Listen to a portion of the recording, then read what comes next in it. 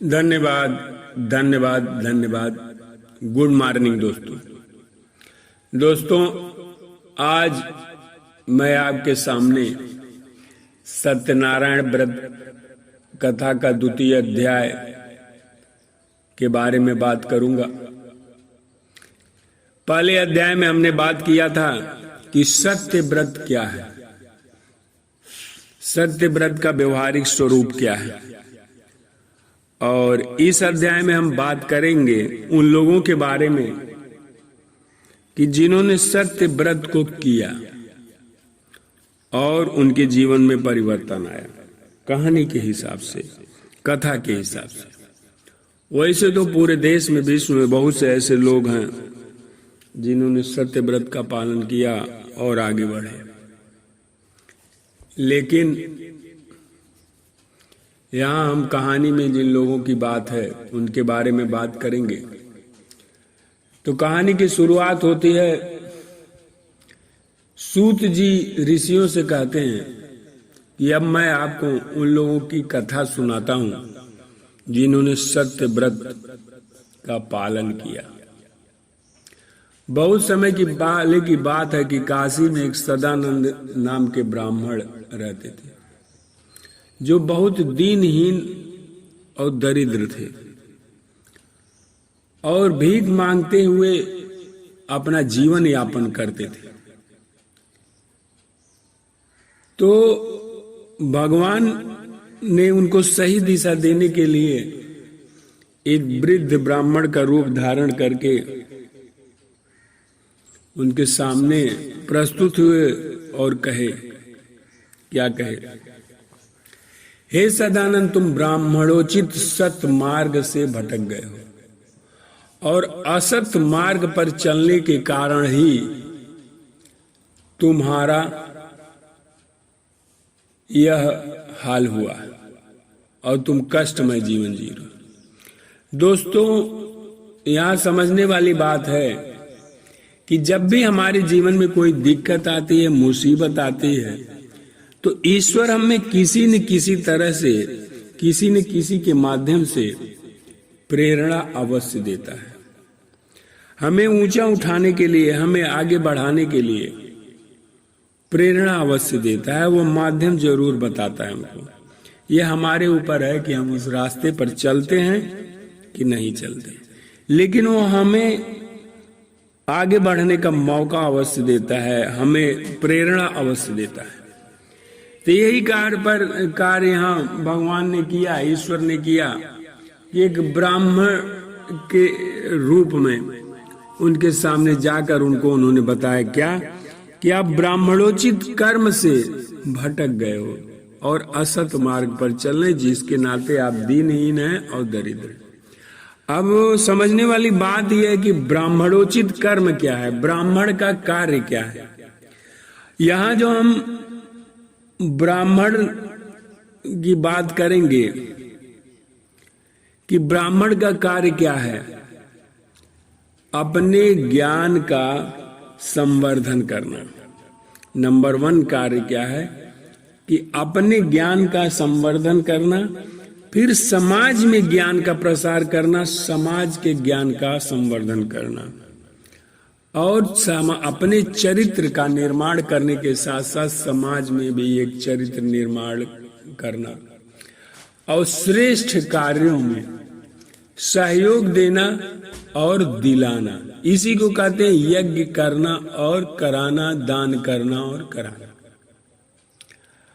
आपने देखा होगा कि हमारे ऋषि मुनि, वशिष्ठ जी, याज्ञवल्क्य जी, शौनक आदि जितने भी ऋषि थे,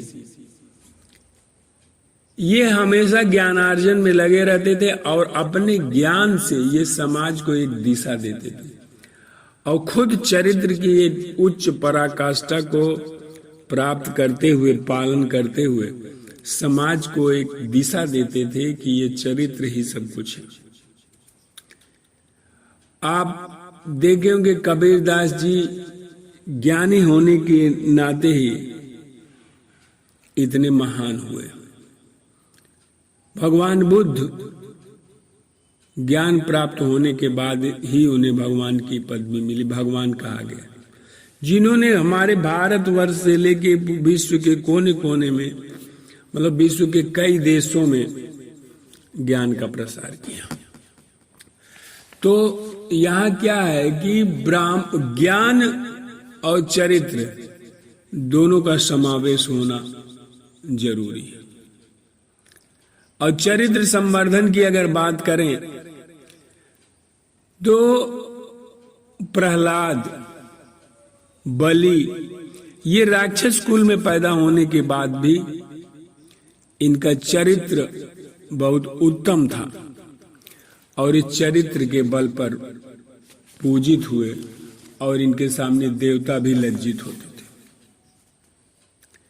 इसी तरह से और बहुत सी बातें आती हैं शास्त्रों में, समाज में भी आप देखेंगे कि बहुत से ऐसे लोग हैं कि जो धन वैभव संपन्न नहीं है ज्यादा, लेकिन ज्ञान के क्षेत्र में, चरित्र के क्षेत्र में उन्होंने समाज के सामने एक उच्च आदर्श प्रस्तुत किया। तो ब्राह्मण के रूप में ईश्वर ने समझाया कि जो आप भिक्षा मांगते हैं यह बहुत गलत कार्य है, और भिक्षा मांगना ब्राह्मणों का धर्म नहीं है। ब्राह्मण का धर्म है कि ज्ञान लेना और ज्ञान देना, ज्ञान अर्जित करना और दान देना, दान लेना यानी सहयोग देना और सहयोग लेना, ये मेन कार्य है ब्राह्मण का। और ब्राह्मण भिक्षाजीवी नहीं होता है। ब्राह्मण जितना समाज से अनुदान लेता है उसका कई गुना वह साधना के रूप में, ज्ञान के रूप में, सहयोग के रूप में समाज को लौटाता है। लेकिन आपका कार्य जो है ये निंदा योग्य है, क्योंकि आप समाज से केवल ले रहे हैं और समाज को केवल कुछ दे नहीं रहे हैं। प्राचीन समय में क्या था कि ऋषि महात्मा अगर एक टाइम का भोजन कहीं से लेते थे तो वो इसलिए लेते थे कि जिससे उनका समय भोजन बनाने में, भोजन की व्यवस्था करने में जाया न जाए, और उस समय का उपयोग वो अपने ज्ञान संवर्धन के साथ साथ समाज के ज्ञान संवर्धन का कार्य करें। लेकिन यहां तो आपने कुछ नहीं किया, कुछ कर ही नहीं रहे। और भिक्षा मांगना अगर पुण्य का काम होता तो ऋषि मुनि एकांत में जाके तप तपस्या करते थे। महर्षि कणाद जो खेतों से कण को बीन करके उसी से अपना जीवन यापन करते थे। पिप्पलादि ऋषि जो पीपल के फल को खा करके अपनी साधना करते थे। और द्रोणाचार्य जी की बात करें अगर तो उन्होंने अपने बच्चे को आटे का घोल या चावल का घोल पिलाना मंजूर किया, लेकिन भीख मांगना मंजूर नहीं किया। भीख मांगना एक बहुत ही गलत कार्य है, ओछा कार्य है, छोटा कार्य है। इसीलिए आप देखा होगा, सुना होगा कहानी कि जब भगवान भी बलि से भीख मांगने जाते हैं तो वामन अवतार में जाते हैं। ये भिक्षा वृत्ति का एक अलंकारिक प्रदर्शन है, छोटेपन का अलंकारिक प्रदर्शन किया गया कि जब भी आप किसी से मांगते हैं तो आप छोटे बन जाते हैं, जबकि आप केवल अपने जीवन यापन के लिए ही मांग रहे हैं। और सुदामा का भी देखिए उदाहरण आता है कि जब उनकी पत्नी कहती है कि आप जाइए और भगवान कृष्ण से कुछ मांग के लाइए, वो आपके दोस्त हैं। तो वहां भी उनको मांगने में संकोच होता है, इसीलिए वो कहते हैं कुछ पहले हमें दो, मैं लेके जाऊं। मतलब पहले मैं कुछ दूं फिर कुछ। और वहां पर भी देखिए वो मांगते नहीं है, भगवान कृष्ण अपने आप दे देते हैं। तो ये बहुत ओछा कार्य है। तो आप जो काम कर रहे हैं वो दीनता का कर रहे हैं, आलस्य का कर रहे हैं, अकर्मणता का कर रहे हैं। इससे क्या हो रहा है कि आप का जो तेज है नष्ट हो गया है, आपका ओज नष्ट हो गया है। तो ब्राह्मण देवता जब इतना कहते हैं तो सदानंद जी कहते कि मैं करूं तो क्या करूं। ये प्रार्थना वो करते हैं कि क्या करूं। इस पर वृद्ध ब्राह्मण के रूप में भगवान कहते हैं, सर्वप्रथम आप अपने ज्ञान का अर्जन करें, अपने ज्ञान को बढ़ाइए, जाइए स्वाध्याय करिए, पढ़िए, तपस्या कीजिए, साधना कीजिए और अपने ज्ञान को और अपने तेज को, अपने सेहत को और अपने चरित्र को ऊंचा उठाइए। सत्य व्रत का पालन करिए, यानी बोल मन वचन कर्म में सत्य का धारण करिए। आलस्य छोड़ दीजिए और जब आपके ज्ञान का अर्जन हो जाए तो उसका प्रचार करिए समाज में, समाज को एक दिशा दी जाइए। इतना कहना था कि उस ब्राह्मण को समझ में आ गया और वो ब्राह्मण भिक्षाटन का कार्य छोड़ करके वो निकल लिए। कहाँ? गुरुकुल की तरफ, ऋषि महात्माओं की तरफ। और वहां जाकर उन्होंने ज्ञान का अर्जन किया। ज्ञान का अर्जन वेद, वेदांग शास्त्र, आयुर्वेद या जो कुछ भी था उसका उन्होंने अध्ययन किया। और अध्ययन करने के बाद क्या किया कि समाज में आके उन चीजों का प्रचार प्रसार करने लगे। क्यों? कि जिससे समाज को भला हो। समाज को वो बताने लगे कि देखिए मैं आपके बीच ही था, भिक्षा मांग रहा था, लेकिन अब देखिए मैं स्वस्थ हूं और ये चीजें मेरे पास हैं और मैं धन संपन्न हूं, हमारे पास और चीजें हैं। ये चीज, ये दिनचर्या आप पालन करिए। आलस्य छोड़ दीजिए, नशा छोड़ दीजिए, मतलब ये जो गलत कार्य है ये सब छोड़ दीजिए और सही रास्ते पर आइए। आप अपने ज्ञान का प्रसार करिए, आप अपने ज्ञान को बढ़ाइए। इसमें मैं आपका साथ दूंगा। मैं जो सीखा हूं ये आपको बताऊंगा, किस तरह से अपने जीवन को बदलना है, अपने चरित्र को बदलना है, नई चीजें सीखनी है, किस तरह से अपने स्वास्थ्य को सही रखना है, किस तरह से अपनी गृहस्थी को सही रखना है। हर चीज के बारे में वो गाइड करने के लिए समारोह करने लगे, समागम करने लगे।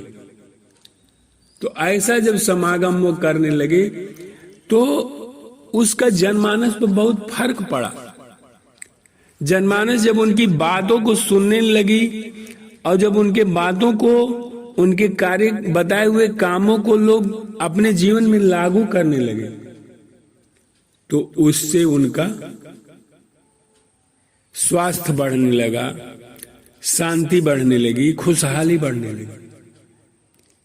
फिर लोगों ने उनको हाथों हाथ लिया और फिर ब्राह्मण देवता जो भिक्षा मांगते थे उनका जीवन भी संपन्नता से बढ़ गया। लॉ ऑफ अट्रैक्शन का सिद्धांत भी कहता है कि जितना तुम समाज को दोगे उसका कई गुना तुमको मिलेगा। तो यहां ब्राह्मण देवता जो हर दिन भिक्षा मांगते थे अब वो समाज को देने लगे कि अपने चरित्र को कैसे बढ़िया किया जाए, अपने ज्ञान को, अपनी जानकारी को, अपने नॉलेज को कैसे बढ़ाया जाए, अपने घर में खुशहाली का माहौल कैसे बनाया जाए, अपने शरीर को स्वस्थ कैसे रखा जाए, और एक ईमानदारी जिम्मेदारी से भरा जीवन, खुशहाली और प्रचुरता से भरा जीवन कैसे जिया जाए। इसका नतीजा क्या हुआ? क्या हुआ कि जनमानस खुल के सहयोग करने लगा और उनके घर में संपन्नता बढ़ती ही चली गई, संपन्नता बढ़ती ही चली गई। आप देखे होंगे अभी भी जो साधु महात्मा हैं जिनके ऊपर जनता का विश्वास है कि ये सही है, उनको जनता दिल खोल करके दान करती है, दिल खोल करके सहयोग देती है, जिससे उनकी संपन्नता बढ़ती जाती है। उनको कोई अलग से नौकरी करने की जरूरत नहीं पड़ती। इसी तरह से सदानंद का भी जनता ने सहयोग किया। क्या कि जो कुछ भी उनके पास था वो सर्वप्रथम वो ब्राह्मण देवता को समर्पित करते थे। आपने हमने देखा होगा कि जब हम छोटे थे देखते थे हमारे गांव में कोई भी चीज तैयार होती थी, यहां तक कि हम सब्जी बोए हैं और सब्जी अगर फलती थी तो पहली सब्जी तोड़ करके पंडित जी को, पुरोहित जी को दी जाती थी। गाय ब्याती थी तो पहले दूध पंडित जी के वहां पहुंचाया जाता था। जो कुछ भी होता था हमारे पास पहले पंडित जी को दान दिया जाता था। पंडित जी के बच्चों की अगर शादी है, लड़की की शादी है, तो जनता दिल खोल करके सहयोग कर देती। फिर पंडित जी के लिए कोई दिक्कत या टेंशन नहीं थी। क्यों? कि पंडित जी या ब्राह्मण देवता वो हमारे आपके लिए, समाज के लिए वो कार्य करते थे। तो वही हाल सदानंद जी के साथ हुआ। सदानंद जी अपने ज्ञान का प्रचार प्रसार करने के लिए समारोह करने लगे, समागम करने लगे।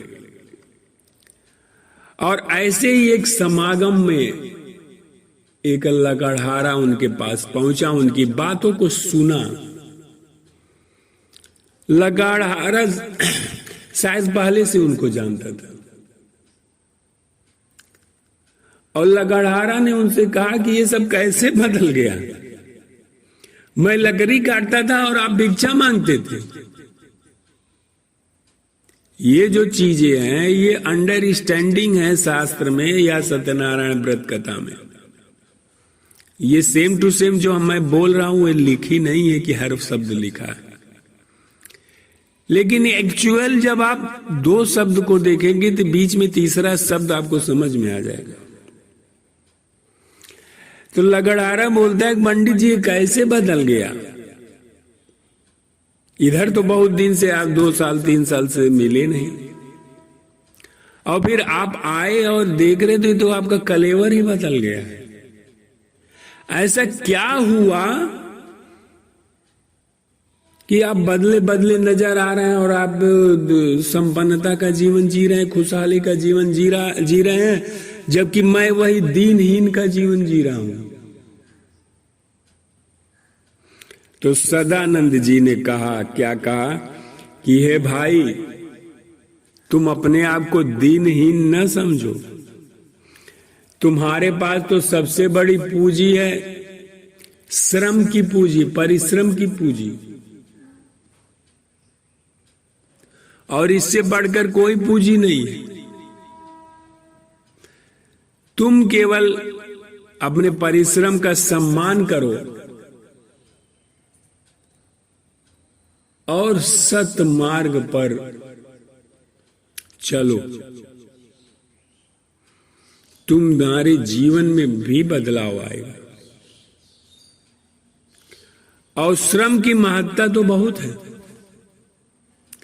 राजा जनक भी अपने जीवन यापन के लिए हल चलाते थे, परिश्रम करते थे। और एक बार की बात है कि बहुत दिन तक पानी न बरसने का योग बना, तो सभी किसानों ने खेती करना छोड़ दिया। तो बहुत से किसानों ने कहा कि भैया आप खेती क्यों कर रहे हैं, क्यों खेत को जोत रहे हैं, क्यों खेत को सही कर रहे हैं? अभी तो 12 वर्ष तक पानी बरसने का कोई योग नहीं है।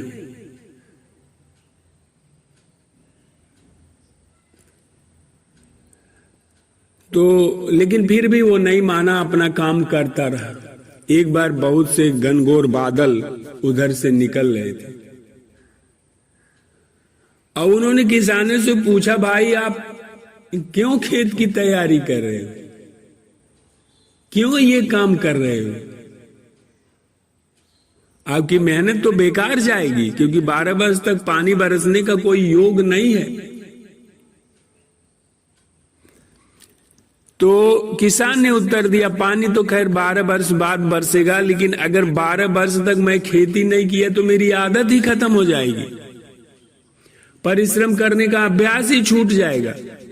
फिर अगर पानी बरसेगा भी तो हम खेती नहीं कर पाएंगे। इसलिए हमको अपना अभ्यास जो परिश्रम करने का है उसे बनाए रखना है। और मेरा अभ्यास अगर छूट गया तो हमारे लिए और भी गलत होगा। ऐसा कहना था किसानों का कि बादलों की लगा कि कहीं ऐसा ना हो कि मेरा भी अभ्यास छूट जाए बारिश करने का। उसके बाद वो वहीं तुरंत बरसने लगे। और ये किसान के परिश्रम का फल था। तो परिश्रम व्यक्ति को ऊंचा उठाने में, महान बनाने में महत्वपूर्ण योगदान करता है। आप जिसका भी देखिएगा, चाहे इंडस्ट्रियलिस्ट हो, चाहे कहीं भी कोई भी हो, सब अपने को ऊंचा उठाने के लिए दिन रात मेहनत करते हैं, बहुत परिश्रम करते हैं। जबकि हम आप देखते हैं तो लगता है कि ये यूं ही आगे बढ़ गया।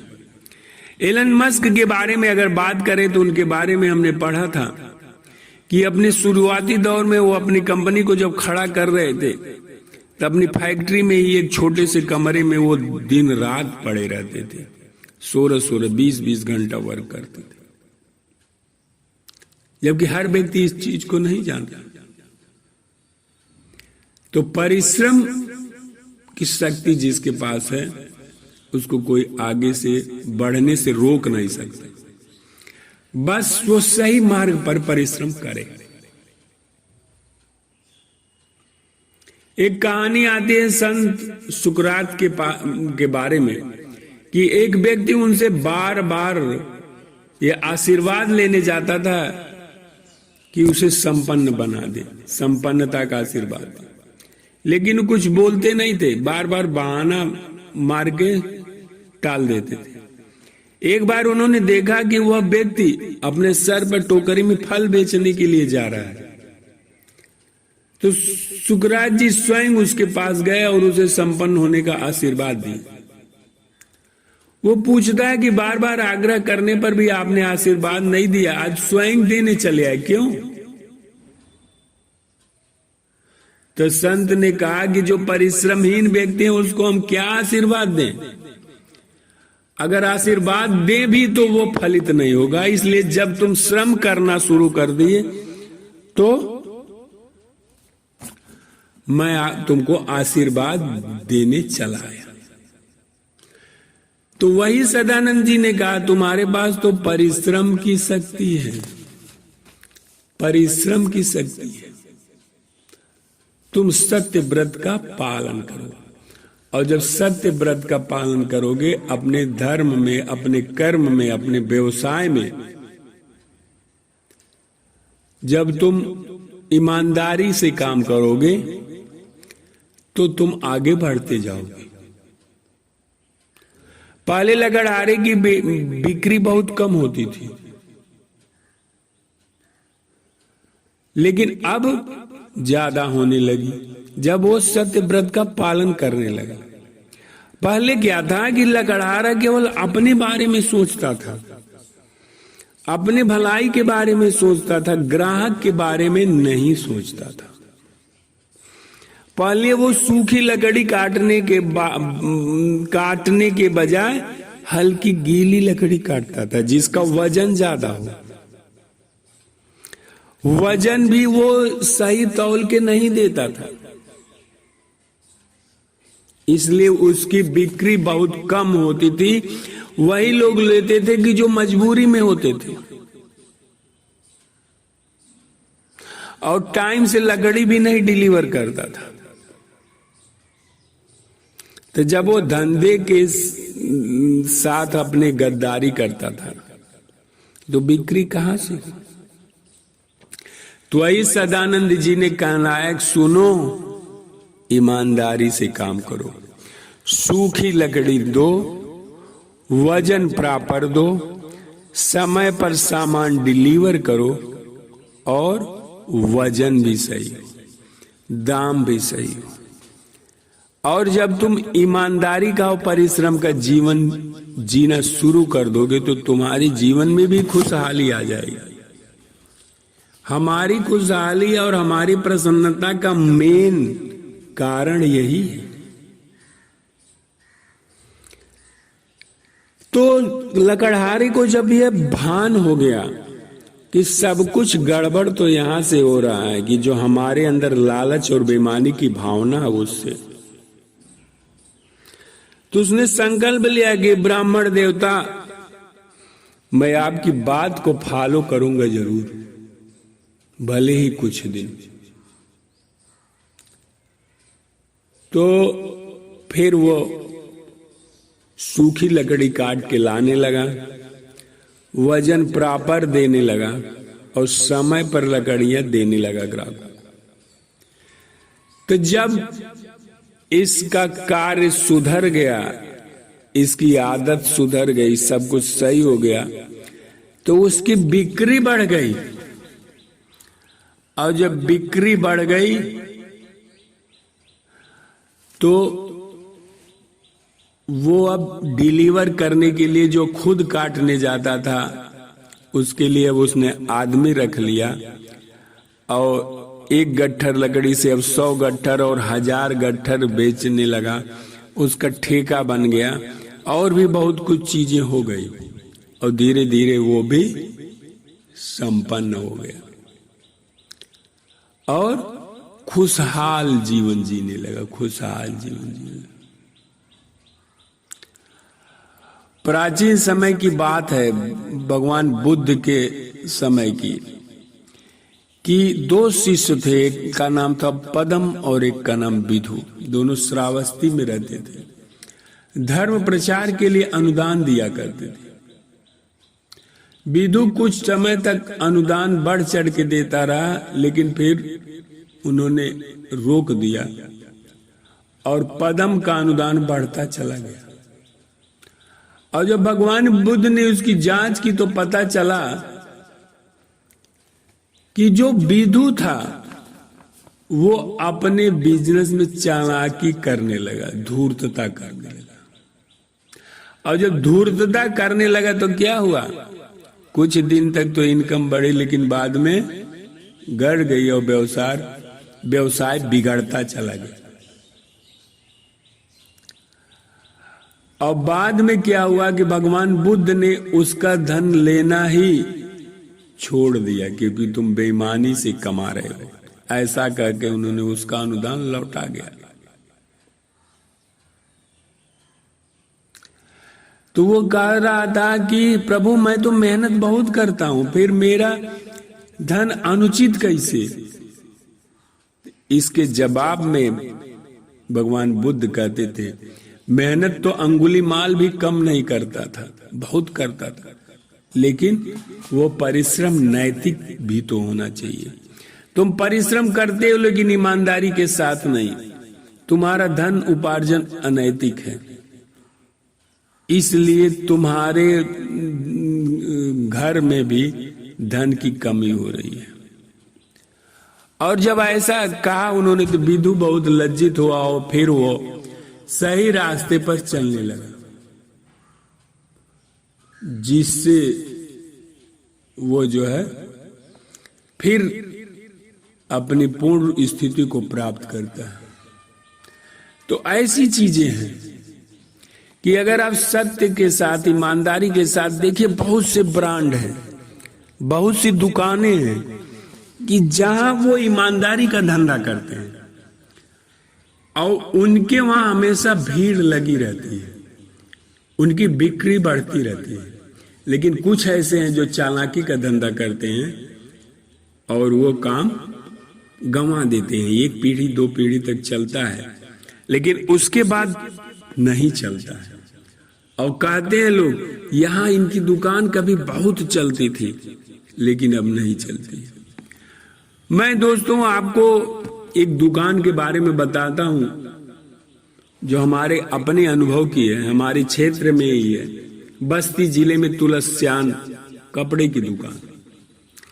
मैं जब से छोटा हूं तब से देख रहा हूं, हाई स्कूल इंटर में पढ़ रहा था तब से।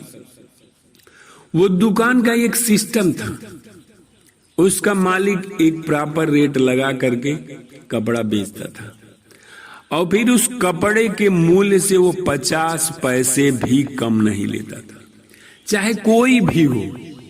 अगर 101 रुपया हुआ, 100 रुपए 50 पैसे रहा, तो पुराने जमाने से ही वो 50 रुपए और 1 रुपए भी वो ले लेता था।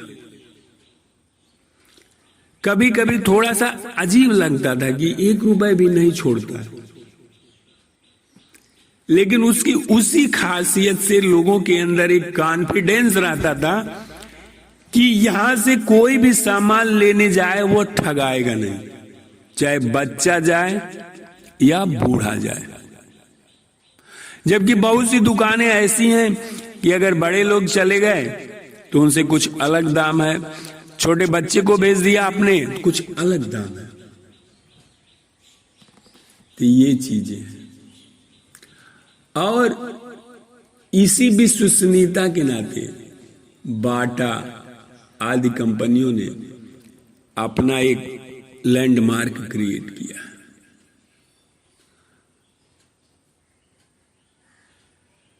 अब देखिए कि क्या होता है। बहुत से ऐसा धंधा करते हैं लोग कि कंपनी से पैकिंग का सामान खरीद लेंगे और उसमें फिर मिलावट करके अपनी अलग पैकिंग बना करके बेच देंगे। तो उसी तरह से उनका धंधा भी चौपट हो जाता है। लेकिन यहां क्या है, लकड़हारे ने भी जब अपने अंदर सुधार किया तो उसका धंधा बढ़ गया और वो धनी हो गया। तो जब हम सत्य व्रत के रास्ते पर चलते हैं, सत्य के मार्ग पर चलते हैं, तो हमारे जीवन में सुख शांति समृद्धि बढ़ती चली जाती है। दोस्तों, यहां पर इस सदानंद ब्राह्मण की कहानी और लकड़हारे की कहानी के साथ यह सत्यनारायण व्रत कथा का दूसरा अध्याय पूर्ण होता है। आशा है आपको ये कथा अच्छी लगेगी और अगर आपको प्रसन्न आती है तो आप इसे लाइक करिए और शेयर करिए। Thank you, thank you, thank you.